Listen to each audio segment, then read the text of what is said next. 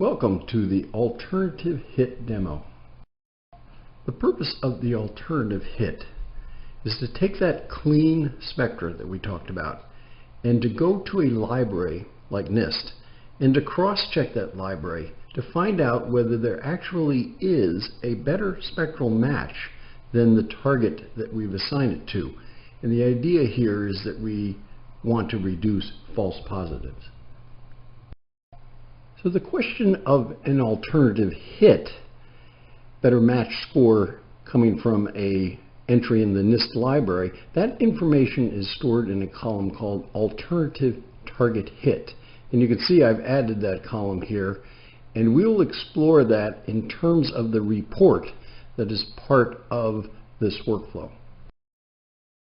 All right, for the demo, let's take the case of simazine, which we already know is a false positive, and when searched against the NIST library, we're going to find out that it finds a better library match score, atrazine, very related compound. It puts that information into this column, alternative target hit, as you've seen here.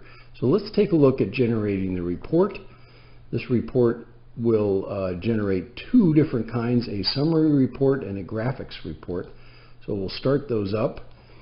And in the graphics report, we'll actually see the information that it's concluded here. So let's take a look here at 11 minutes. There's simazine, and we can see the retention time difference from the expected. But what you'll see below it in blue is that atrazine has been found by searching the NIST library with a better library match score, and that came out as hit number 1. Let's take a look now at the detailed graphics report, which has the bookmarks. So let's look down into this particular sample, and we can see the compounds that are documented here. Let's take a look at simazine. And here we have the graphical presentation of that same information. There's atrazine with a better library match score.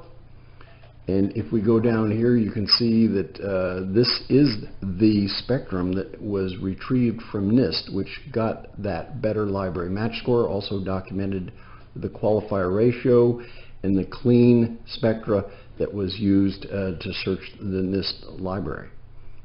So let me walk through setting up the method in the method editor. We'll go to the wizard and we'll show you the wizard. Now first let me point out, with alternative peak, we used a reference. That's a match. It's not a searching. It's a match to give you a library match score. What we're going to do here is set it up for searching. That's the alternative hit, and we're going to use the NIST library. So we're going to set up a library method. Now the library method will override the reference library. We still respect the reference library if it's a standalone, but the library method rules. So let's take a look at the library method that is set up here for target deconvolution 2. The library method for the peak detection algorithm, we're using deconvolution. That provides the clean spectra. So deconvolution has a lot of choices here. We'll leave those as the defaults. The main item here is that we've set up the library search to search two libraries. The first one by convention is the reference library, and that's what's used to give you the reference library match scores.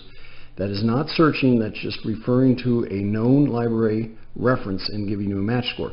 This second library by convention is used to do the searching in target deconvolution 2. And we've set up the NIST library here, NIST 11, and that will go ahead as a second library and use that to search for alternative hits.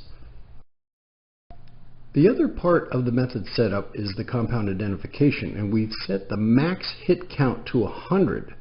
So it will go to NIST and pile up a list of up to 100 hits, which will meet this minimum match score, and then compare it against the target match score. And if any of those have a better library match score than the target that you found, it will provide that information to you as an alternative hit. So it will keep a maximum hit count of 100.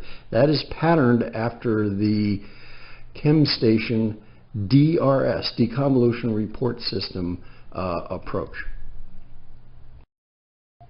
For the sake of completion, the target match tab is not really part of the TD2 workflow, but this and the blank subtraction are used when going from target analysis Quant out to unknowns.